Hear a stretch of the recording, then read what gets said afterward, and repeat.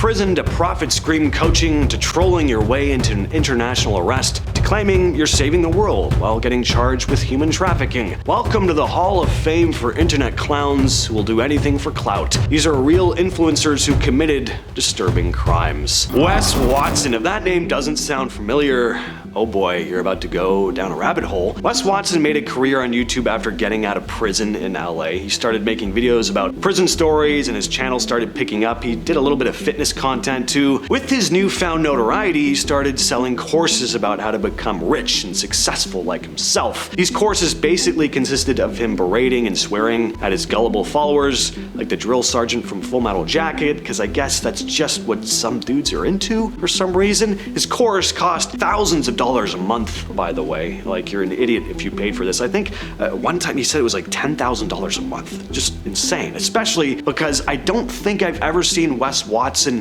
smile. Like, he's just always pissed off. Why would you want to take life advice from this guy? Anyway, aside from scamming dudes out of their money to fund his own lavish lifestyle, this ain't the worst of it. Things really went downhill for Wes about a year ago when he appeared on a live panel for the Fresh and Fit podcast, who are a whole issue on their own. You don't have time to go into them. Point is, Wes started feuding with another dude on the panel who was just talking about how wealth and material goods aren't what makes a real man. It's about being there to support your family, you know, integrity, good, honest values. Well, Wes just wasn't having this and had a full-on meltdown on stage because this guy was just rejecting everything Wes Watson was trying to push on people. You know, just get rich, ripped and rare. That's his slogan. Well, the internet just ganged up on Wes after this, seeing him for the clown he really was, and this has all culminated in Wes Watson and a group of his goons beating a dude up in a gym after Wes Watson made an announcement online saying that if anyone had a problem with him, they should come see him in person to fight. Well, one guy got into his DMs, they agreed to meet, and then Wes Watson attacked the dude with a bunch of his friends using dumbbells and weight belts. Wes isn't in jail yet, but he's been in and out of court. He'll be in jail again soon for sure, because he just keeps getting into problems with people on the street. He's got too big of an ego, you know? Another big thing right now is that he's claiming to be 6 feet tall, but everyone's like, no, dude, you're clearly 5'8", and he can't handle that. Another thing came out recently, he might have a really small pecker, which would make so much sense with just the general vibe this guy gives off. Anyway, Wes, I could do a whole video on this guy. Oh boy, if you're someone who frequents the drama side of the social media landscape, even just a little bit, you've probably heard of the Johnny Somali situation. Man, is there a less likable guy than this? His charisma level, it's just non-existent, to the point where groups of dudes in South Korea were just walking up to him on the street and beating the crap out of him. Honestly though, he was asking for it, and I mean literally. For those not in the know though, Johnny Somali is one of these annoying streamers who just goes out on the street and antagonizes people for likes and subscribers. Things really got bad when he flew to South Korea and immediately made himself public enemy number 1. He crashed a live concert, blasted North Korean propaganda on public transit. He harassed a couple who were just minding their own business. He went up to the girlfriend and started bugging her. He danced on a statue honoring victims of wartime atrocities. His YouTube got wiped. Locals started putting bounties on his location. And yeah, they made it very clear he was not welcome anymore. One guy attacked him and he was like part of he's part of the military. One guy attacked him, he was part of the military. They arrested that guy, and then they let him go like hours later. They're like, yeah, he deserved it. He's been hit with multiple charges, including causing public disturbances, business obstruction, and worse. At trial, Somali showed up late, wearing a MAGA hat, saying he wanted Trump to pardon him. He was also intoxicated, and now he's just stuck in Korea. He's banned from leaving, and he's facing jail time, and I hope he stays there for a long time. Well, here we go. It's time to talk about the face of everything wrong with the internet, the man with an English accent who sounds like a guy doing a fake English accent, Andrew Tate. If you've been anywhere near the World Wide Web in the last few years, you've probably seen this guy shouting into a microphone about how he's the ultimate alpha male, how women should be treated as subhuman slaves, and well, that's basically it, really. Apparently that makes you famous in the 2020s. For a while, he was everywhere, and while most level-headed people saw him for the joke he was, others, disturbingly, saw him as a motivational speaker, God's gift to bad men everywhere. Well, behind the Bugattis, the real drama started when Romanian authorities arrested Tate and his brother in a major investigation involving shady business practices and their treatment of women. Authorities accused them of luring them into their so-called business empire, promising love and riches, and then reportedly treating them in seriously questionable ways. Basically, this was trafficking, something Tate later denied, even though there's literal video evidence of him bragging about the very things he was accused of. A bunch of guys on Twitter,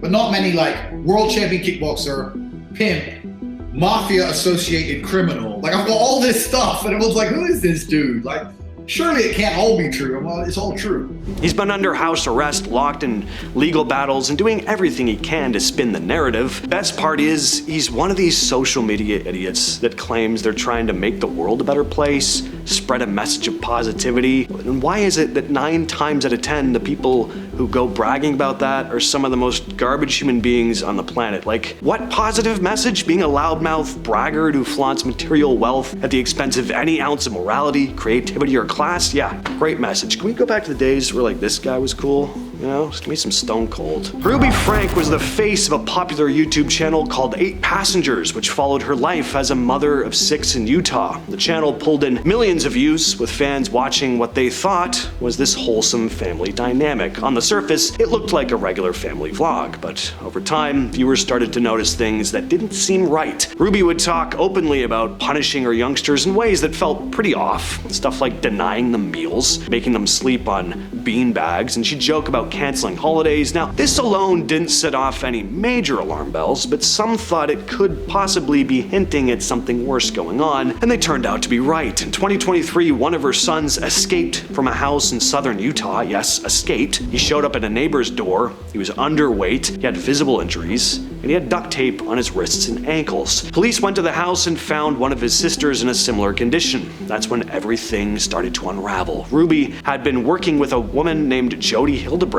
who ran a counseling business. The two of them had isolated the kids from their family and friends and were enforcing what they called discipline, but by any normal standard, it was cruel and dangerous. Both women were arrested and eventually pled guilty to serious charges. Ruby was sentenced to 4 to 30 years in prison. Ashley Grayson made her name online by promoting her Millionaire a Year story. She ran online courses teaching women how to build a business and showed off her lavish lifestyle with designer bags, expensive cars, all that stuff. But behind all that, she was dealing with serious personal conflict and decided to handle it in the worst way possible, by killing people. In 2022, she was charged with trying to hire someone to kill 3 people. 2 were women she was involved in some social media drama with. Ashley believed they were making fake accounts and spreading rumors about her and her business. The 3rd person she wanted dead was just her ex-boyfriend, which you could probably see. Thing there. She just had a list and he was like, 3 birds with 1 stone. Let's get it all done now. So she approached a couple she'd worked with before and offered them money to carry out the hit. She paid them $10,000 up front with the promise of $50,000 more once it was all done. What she didn't know was that the couple was recording everything. They even staged a fake follow-up photo to convince her that it had been carried out and then took that evidence to the police. Ashley pled guilty and was sentenced to 10 years in prison. Jon Romano is a bit different from the other influencers on this list in that he got big on social media after committing his crime. Back in 2004, when he was 16, Romano walked into Columbia High School in East Greenbush, New York, with a firearm. He'd sent cryptic messages to his friends from a bathroom stall, warning them to steer clear, and then he stepped into the hallway and started firing. One of the blasts hit a special education teacher in the leg. Fortunately, Romano was stopped when an assistant principal tackled him to the ground. He was sentenced to 20 years in prison, but got out in 2020 after serving 15. Post-prison, Romano rebranded himself as a mental health advocate and violence prevention speaker. He created a TikTok under the handle John's Seeking Peace, and in his bio, it read, "After being a part of the problem, it's time to be part of the solution." His videos started gaining traction in 2023, but so did the controversy. Understandably, some users accused him of downplaying what really happened that day at school. Others were just kind of uncomfortable with a school shooter being a TikTok personality. One influencer with millions of followers publicly called him out, and Romano's account got mass reported and taken down before TikTok reinstated it. Like it or not, he's still still on the app, at last I checked anyway, still posting and still gaining followers. For some, he's a redemption story. For others, it's just another example of the internet platforming the wrong people. Summer Wheaton called herself a wellness advocate, but ended up making headlines for all the wrong reasons. In July 2023, she left an exclusive Malibu party and got behind the wheel of her white Mercedes while allegedly under the influence. Well, minutes later, she was barreling down Pacific Coast Highway at 81 miles per hour in a 45 zone. Her car crossed the center line and slammed head-on into a Cadillac, instantly killing the driver, a 44-year-old husband and father named Martin Okeke. His passenger was injured, but thankfully survived. Wheaton was later charged with gross vehicular manslaughter while intoxicated, DUI, and causing great bodily injury. Then in March of 2024, she shows up to court in designer heels, said nothing, and let her lawyer plead not guilty on her behalf. Well, the court hit her with a $230,000 bail and then ordered her to wear an alcohol-detecting ankle monitor. Well, this was a perfect time for her to relaunch her Instagram, right? Well, she did. In a tone-deaf video montage filled with beaches and sunsets and soft piano music, she spoke about how, quote, beautiful things can bloom out of despair, and then tried to sell her followers $35 faith-based template to life organizational planners. Meanwhile, Okeke's family, still grieving, launched a GoFundMe, barely cracked $9,000. James Jackson, aka Onision, was an obnoxious YouTuber who made obnoxious YouTube content. I remember seeing other creators beef with him years and years ago, way too long ago now for me to say openly. Before all the really messed up stuff came out though, I still got the creeps from him. I don't know, there's just something about him, something I could never trust, even if he never did anything outwardly wrong. Just one of those people. He started uploading videos back in 2007 and pretty quickly built a rep as an annoying, cringy kind of jerk. But things really took a darker turn around 2011. His behavior towards his then girlfriend raised major red flags, and it only got worse from there. By 2019, everything really started snowballing. That's when allegations of grooming and other disturbing behavior started piling up. A bunch of women came forward saying that he manipulated and mistreated them, and the situation was so bad that Chris Hansen even got involved to investigate him. And honestly, I wasn't shocked. Danielle Miller stole over $1 million by using fake identities to grab government money meant to help people who were struggling. And what did she do with it? She rented luxury apartments, booked private jets, stayed at fancy hotels, and then had the audacity to show it all off on Instagram like she was some kind of self-made influencer. Between 2020 and 2021, she pulled off a full-blown fraud operation using the personal info of over 10 people to get her hands on those relief funds. She even had fake driver's licenses with her face on them but their names. She used one of those IDs to charter a freaking Gulfstream jet from Florida to California and then checked into a luxury hotel like she was Beyonce. Meanwhile, the real people whose names she was using were none the wiser. She kept up this charade while posting about her lavish lifestyle online, racking up followers and pretending that she was just killing it. But the law caught up with her. In 2023, she pled guilty to multiple charges and was sentenced to 5 years in prison. Turns out, being a scammer influencer only gets you so far before the feds catch you, especially when you're just advertising it online. Like, let this be a lesson. If you're gonna steal identities and fly private, maybe don't post about it like it's your job. Back in the day,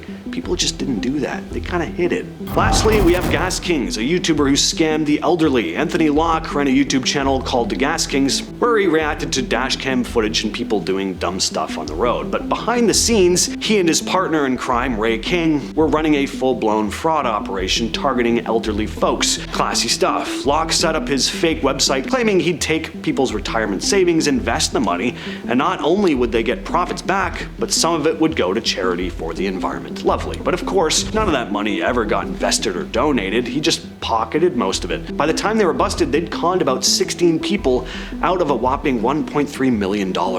When the authorities finally caught up to Locke, he didn't walk away with a slap on the wrist either. He was arrested, put on trial, and sentenced to 5 years in prison. And his YouTube channel was taken down, obviously. Well, with all that said, I've been your host, James. I'll catch you, yes, you specifically, in the next video.